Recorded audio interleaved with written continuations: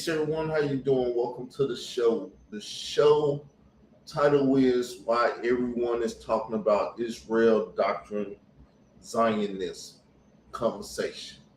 It's a conversation that I'm trying to build into. It's a conversation I done had. I done did the research and stuff, but it's a conversation I'm incapable of having with the community. But I have created my own conscious community, and this is part of my conscious community discourse. So I'm doing open research on YouTube. Now, this is something that I just grabbed from YouTube.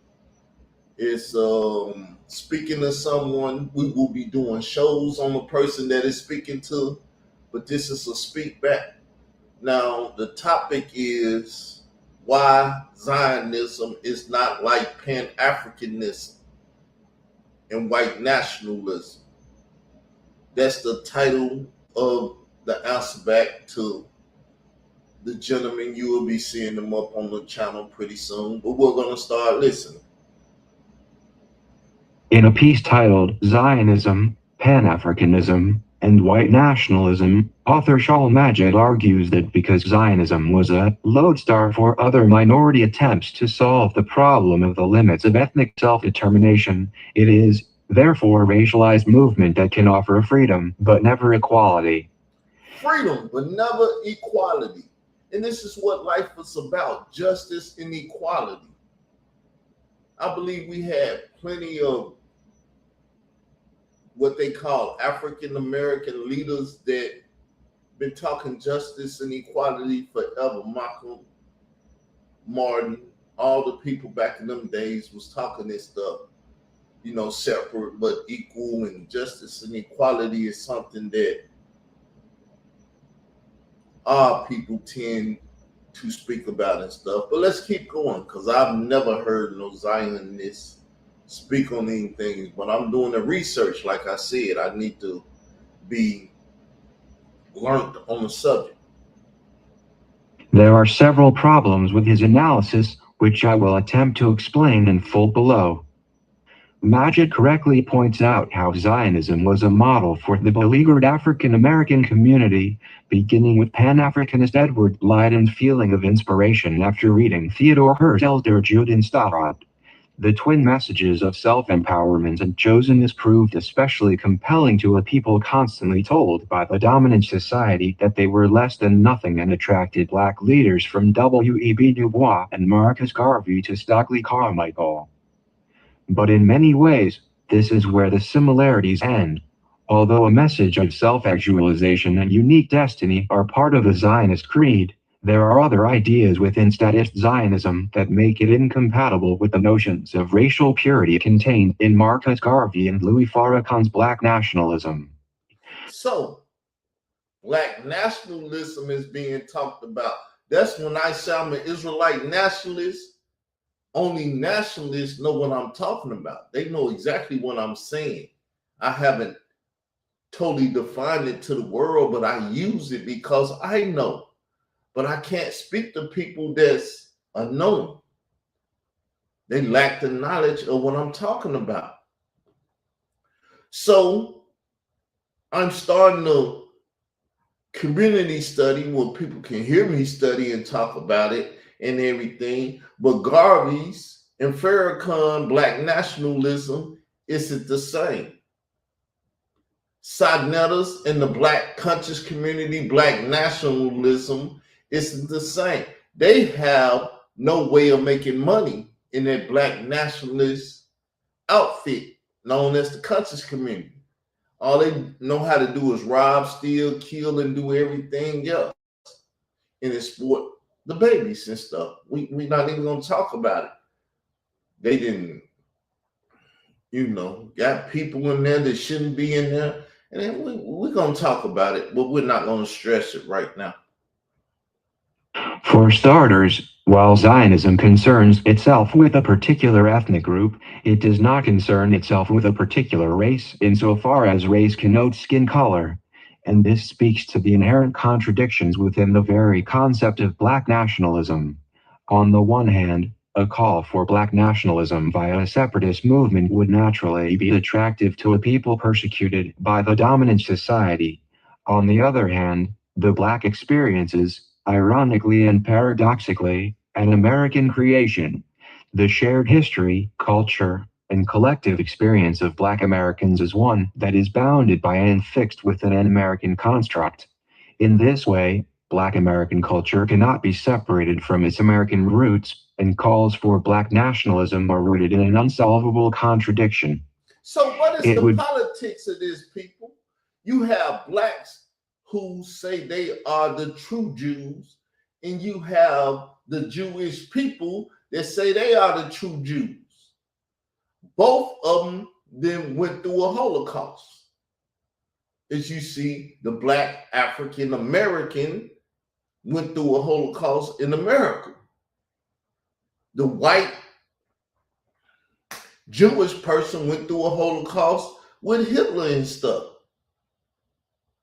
But if you really did the history, was Hitler black or white, or did they whitewash the Hitler that we don't know about? See, everything is politics, people. I learned this from Tupac Shakur, but we're gonna digress. be very difficult, for example, to imagine a coherent pan-black identity persisting within a successful Back to Africa movement, because such a movement would require shedding the Americanness, which is the foundation for group coherence in the first place. Now, I personally sympathize deeply with Pan-African movements because I understand and empathize with their underlying spirit. It is yearning for the lost wholeness of a stolen past. But there is a fallacy in Pan-African movements, namely the notion that the black experience expressed through racial consciousness forms the basis of nationhood. Basis of nationhood. See, we have no nationality. Thus, you have black Hebrew Israelites. They don't have a nationality. What are they? Hebrews or Israelites? They confused within themselves. Because what is a Hebrew Israelite? What's the nationality there? Now, when you talk to them, they say Hebrew is our language and Israel is our nationality. But when you talk to them, they're unconscious of that. They don't know how to speak on it because their ignorant leaders have misled them for so many years and haven't taught them properly that they're improperly taught. And these are the people that run black nationalism. These are the people that runs Pan-Africanism. You know what? I put up Israel Doctrine on an RBG flag and changed the whole world. I created the Hebrew RBG because he was studying me so long. When he seen me do it, he tried to steal it from me. You're going to find me always talking about people stealing what I created, because this is the mind of God up here and it's creating what God wants. And it caused problems for me and everything. People owe me a lot of money, people, but I'm not tripping. But in truth, it's only in the diaspora that a shared black experience developed. Before being expelled from Africa, there was no concept of black national consciousness. There were, rather, multiple African identities rooted in particular traditions and customs. Thus, the very concept of a singular, black nation is a product of diaspora and cannot exist without it. If, say, a significant percentage of the black community did make the move to go back to Ghana, it is highly likely that those members would, over time, assimilate. Why speaking on Ghana? Because you find in the black conscious community people that got real estates and hotels and stuff in Ghana. And they trying to use Pan-Africanism and stuff to take people to Ghana so they can make money off of them. Don't forget, these are the same people that follow Polite. Same people that sit up at debates with Polite. Polite was their leader. And Polite is a child abuser. And everyone in the conscious community follow child abusers. That's why when I'm in a war with government agent, excuse the French or whatever, if it offends shitty blood, it speaks on why all of them follow this man. Zionism culture rather than maintain their own American one. There is no set of rituals, customs, or laws that have been maintained since antiquity by Black Americans before we arrived shackled in chains on America's shores. Any such traditions. This is why I or the Queen don't deal with the black stuff, because it's no shared history truly from what he say antiquity. With the nation of Israel, there's a shared identity, customs, everything that goes on. His feast days is everything. But you will find the Pan-Africans trying to kill Christianity in the Kemetic conscious community because they got you in Hotel Ultra, a mind controlling whatever it is over there in that black conscious community. Were lost in the wreckage of slavery. In contrast, since the first Passover Seder, Jews have recited, "Remember you were slaves in Egypt." The tradition predates the existence of America, and thus the identity of the Jewish community is not defined by nor bound by the existence of America. Now, Jews. What did I just say? And I want to highlight now the true Jews and the Jewish people have a bound history through their Shemitic blood. And this is the true unspoken political stuff that's going on. That Esau and Jacob, twin brothers, have traded places, aka Eddie Murphy trading places. Have a collective historical memory, national consciousness, and spiritual tradition that predate the existence of the diaspora. It predated because the Jews are a nation. And this is perhaps the most important point that challenges Magid's analysis. Skin color does not a nation make. Regardless of the inspiration some in the Black American community took from certain concepts in statist Zionism, there is a reason why W.E.B. Du Bois was more astute in his interpretation of how Zionism could apply to the Black community than Marcus Garvey. The concept of self-empowerment was relevant to our community and was implemented through such organizations as the National Association for the Advancement of Colored People. The concept of nationalism was not. It's also worth pointing out another obvious contradiction. Zionism aimed to liberate all Jews and Jews come in all colors. Thus the nation-state bill which the author derides as ethnocentric proclaims the country of Israel to be Jewish, and this includes white Jews, brown Jews, black Jews, Jews from Yemen, from Poland, from Russia, from Ethiopia, and from all over. You notice that you have to be a Jew because they made a tribe of the nation of Israel the center point of Israel, when Israel is the center point of Israel. That's why I just created a congregation called the Israel of God, the mixed multitude, the church, because a Jew will not tell you that you have a right to be grafted into the nation of Israel. In their case, the nation of Jews. You can be converted into a Jew. If you live in the land of Judea, you a Jew, and everything else that make a Jew. Matter of fact, I do a lesson tomorrow showing y'all, or should I do it on the Sabbath day?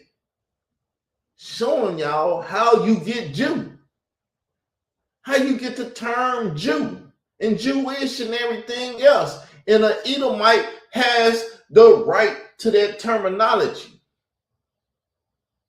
Anybody got the right to that terminology. If you're not in that tribe, you can't dictate nothing. Jesus is the head of the Jewish tribe. So when you deal with Israelite politics, you deal with the king of Israel, who happens to be a Jew and from the Jewish tribe. And that's why they big up the Jewish tribe and everything else. This stuff is not just politics, but it is politics because we dealing in a material world that has material things tied to it. That's why they come up with these terminologies and stuff.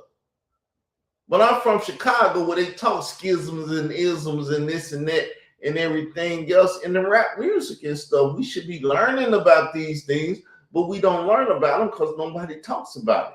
In my conscious community, we talks about it. I'm the head of it, and I'm in the conscious community laying the foundation, seeing if we can take it beyond our community borders. The world, what binds the community transcends skin color. Moreover, it's worth asking if the nation-state bill is really as monumental as the author claims it to be. While the challenge of ensuring civil rights for minority groups in a Jewish state is a real one, as it is in any nation-state, it's easier to solve there than it is in a nation-state based upon skin color. Thus, in the same year Israel declared itself to be Jewish, it also unveiled a plan to pump billions into neglected Arab areas of East Jerusalem. Called the Leading Change Program, its purpose is to reduce the huge social gaps between the Palestinian neighborhoods and the overwhelmingly Jewish west part of the city.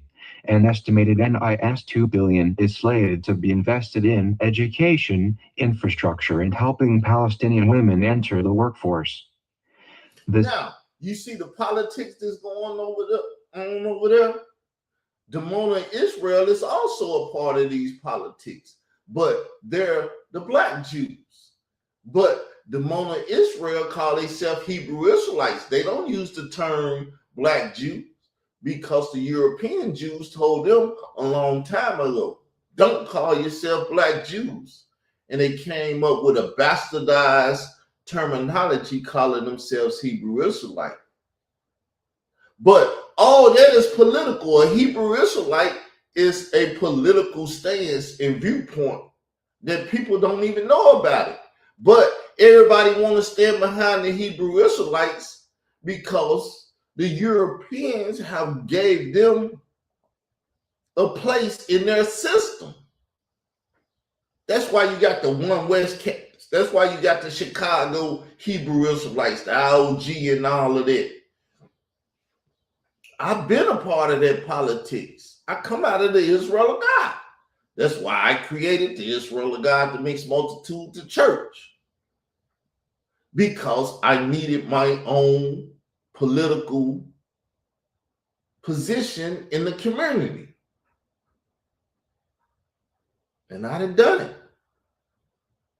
That's why the world hates me. No one is trying to steal what I done created, though. They tried to steal YouTube streets. They tried to steal RBG stuff. They done tried to steal some of everything from me. But we'll talk about that some other day, some other time. Same government of Israel that declared that the state was Jewish passed Resolution 922 in 2015, a groundbreaking plan to earmark 20% of each ministry's budget for the Arab, Druze, and Circassian communities, with the express purpose of maximizing the economic potential of these populations.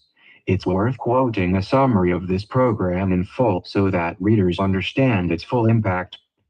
In all, 2.4 billion shekels, $680 million, were allocated to the Arab population in this way in 2016, including increased funding for the 10 Arab Business Advancement Centers, including Fadis Wadens and Nazareth, among many others known by the Hebrew acronym MOUTH, which also means takeoff.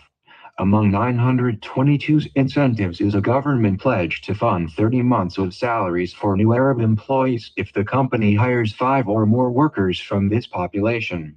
Over 5 years, There will be new direct government investment of an estimated 90 million shekels, about $25.6 million. You hear this money? It's politics. Wherever the money goes, that's where the politics goes.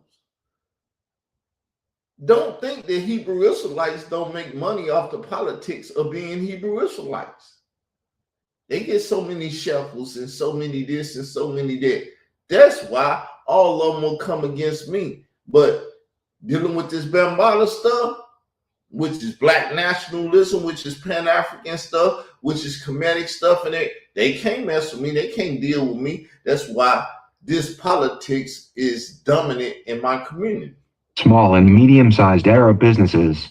If this is ethnocentrism, it is nothing like the ideology of white nationalist Jared Taylor who, as the author admits, believes that diversity and integration have exacerbated and not solved racial problems in America. Thus, when Taylor said in 2017, "What you have made in Israel is what I want to make in America," quite frankly, he didn't know what he was talking about. And this is precisely the difference between a nationalism based upon concepts that transcend race and a nationalism rooted in it. The former is far more flexible and so Israelite nationalism. When do y'all want to learn about it? You got to ask about it before I give it to you. It's based in the church ideology and the whole laydown of it, though, of the Israel of God, the mixed multitude, the church. I never just come out here and tell it to you, though. Because y'all don't love me or respect me, I feel like I don't want to give you nothing. But if you ask for it, I'll give it to you. Being able to envision a society in which universalist aspirations of minority civil rights are honored even within a particularist framework. Indeed, one could argue that that particularist framework is what gives rise to the universalist aspiration in the first place.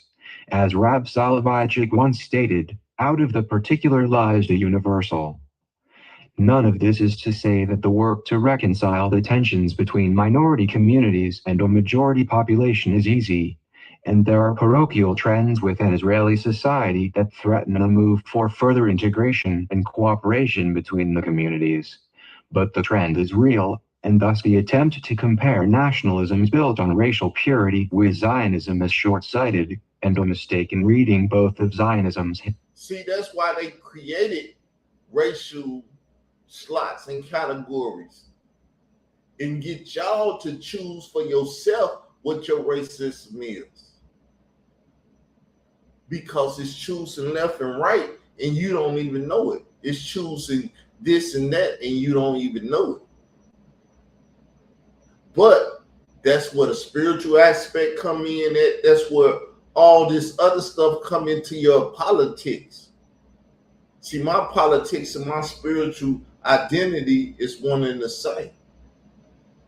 I made my mind up a long time ago where I'm going to go, what I'm going to do. If I'm left and I'm right and all that. I don't even have to choose it. When the time comes, I'm going to say, you define it, and then I'm going to step into it. Historical foundations and its contemporary lived reality. So with that said, people, that's a response to a brother. Like I said, you will get his name and you will get layouts of him, audio of him and stuff. There's plenty of it. And all of that in future shows. With that said, my public study and conversation building process is over with today. So we're going to say peace. Love y'all. Leave your comments.